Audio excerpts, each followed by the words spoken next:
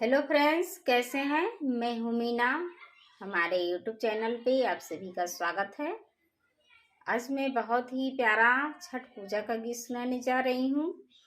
Video पूरा देखिएगा। पसंद आए तो लाइक शेयर सब्सक्राइब करके इस चैनल को ढेर सारा प्यार दुलार आशीर्वाद दे के आगे बढ़ाएं। कमेंट में बताना कैसा लगा।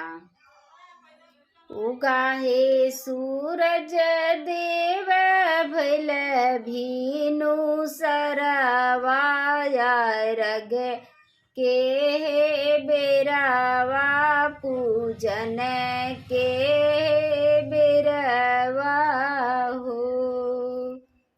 उगा हे सूरज देव भैल भीनु सरवाया रग के हे बेरावा पूजन के हे बेरवा हो।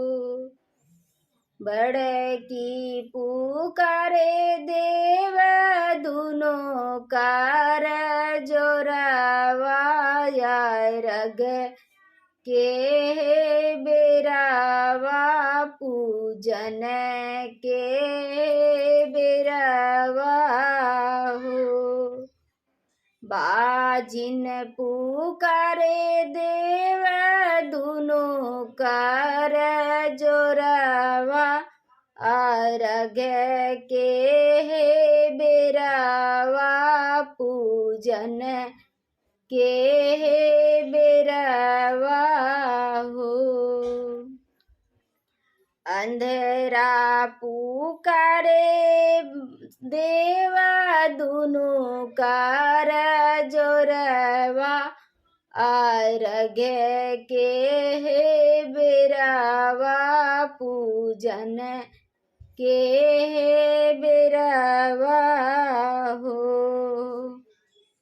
निर्धन पुकारे देवा दुनो कार जोरवा रग के हे बेरावा पूजन के हे बेरवा हो।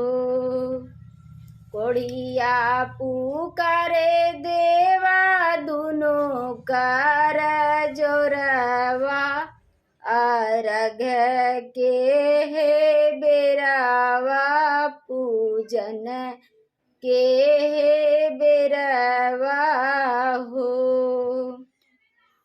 लंगड़ा पुकारे देवा दुनो कार जोरवा अर्घ के हे बेरावा पूजन के हे बेरवा हो।